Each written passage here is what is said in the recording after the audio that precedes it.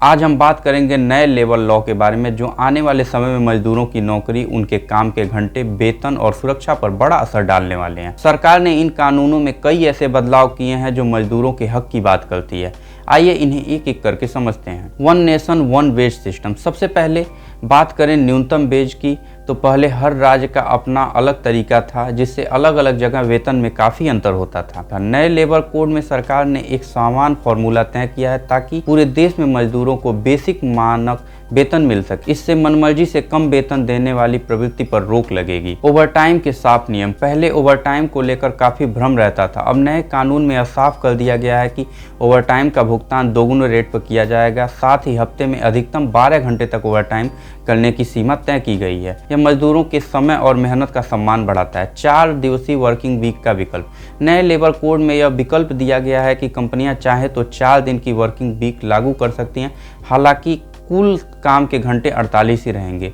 इससे काम और आराम के बीच संतुलन बेहतर होगा और वर्क लाइफ बैलेंस पर सकारात्मक असर पड़ेगा। सभी मजदूरों का सोशल सिक्योरिटी दायरे में लाना। इस बार सबसे बड़ा बदलाव यह है कि अब पीएफ, ईएसआईसी और अन्य सामाजिक सुरक्षा लाभ केवल बड़े संगठनों तक सीमित नहीं रहेंगे। Delivery boy, cab driver, freelancer, gig worker सभी को सोशल सिक्योरिटी का लाभ देने की व्यवस्था की गई है। यह भारत में पहली बार इतने बड़े स्तर पर लागू किया जा रहा है। छटनी और फैक्ट्री बंद करने पर सख्ती। पहले कई उद्योग बिना स्पष्ट प्रक्रिया के मजदूरों की छटनी कर देते थे। नए लेबर कोड में इस प्रक्रिया को पारदर्शी बनाया गया है। अब कंपनियों को नियम का पालन करते हुए ही ले ऑफ या बंदी का निर्णय लेना होगा। इससे मजदूरों की जॉब सिक्योरिटी मजबूत होगी।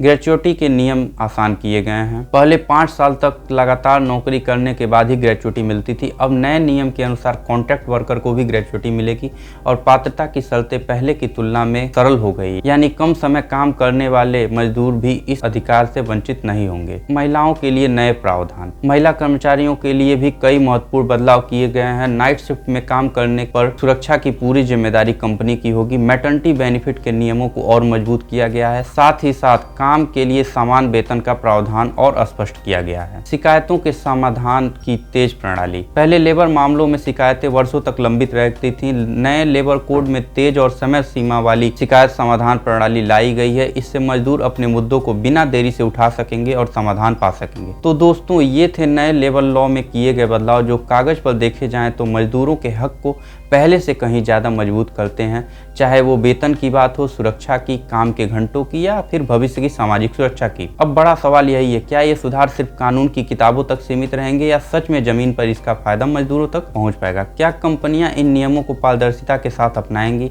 क्या मजदूरों को वो अधिकार वास्तव में मिलेंगे जिसका वादा किया गया है? और क्या सरकार इसकी निगरानी ईमानदारी से कर पाएगी? आने वाले समय में यह सबसे बड़ा टेस्ट होगा, क्योंकि कानून बनाना आसान है लेकिन उसे लागू कर पाना ही असली चुनौती है।